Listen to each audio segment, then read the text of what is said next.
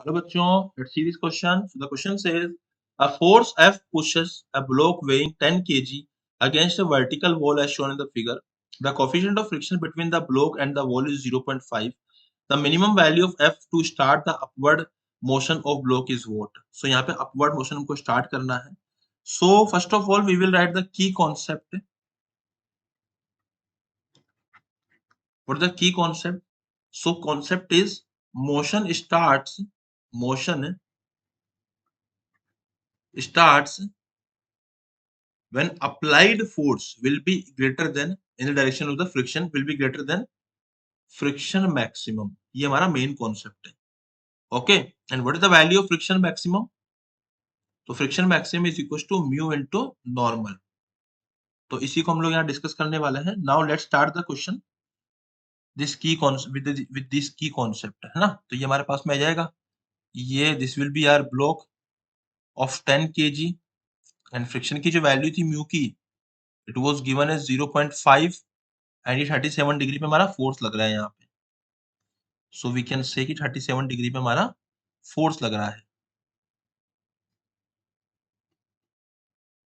Okay, 10 kg block 37 degree पे force लग रहा है.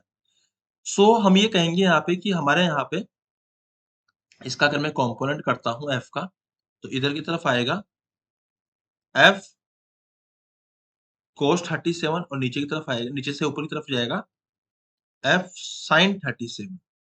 ठीक है, ऐसा लगेगा फोर्स यहाँ पे. एंड ये हो जाएगा हमारा. अब हमको यहाँ पे क्या करना है, सबसे पहले नॉर्मल की बात करनी है.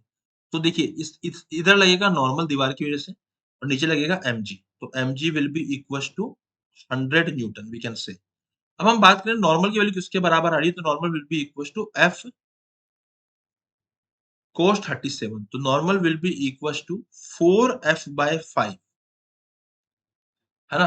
अब यहाँ पे हमको f की ही वैल्यू निकालनी है एक्चुअली, तो मैं इसको फर्स्ट इक्वेशन के तौर पे लिख लूंगा यहाँ पे.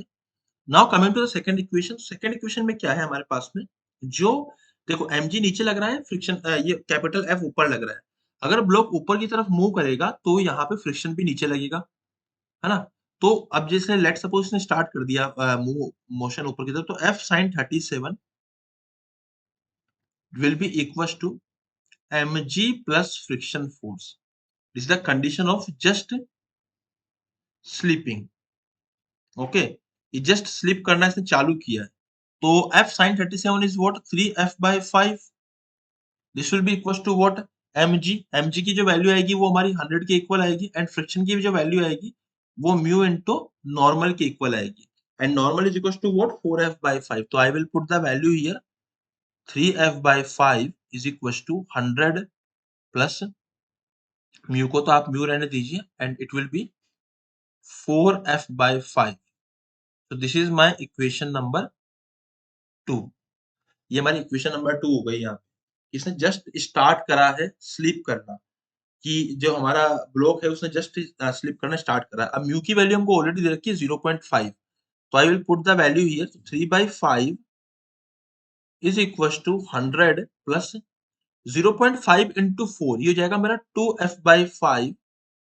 अब ये इधर सोल्व हो जाएगा तो f/5 3f/5 minus 2f/5 will be equals to 100. तो 3f/5 minus 2f/5 is f/5. तो f/5 will be equals to 100, है ना. f/5 की जो वैल्यू आएगी हमारी यहाँ पे 3 minus 2 is f/5 is equal to 100. तो f की जो वैल्यू आ रही है it is 500 Newton. So 500 Newton is the minimum force that required to move this block to in the upward direction. So this is the option number 2, final answer. I hope you understood it well. Best of luck.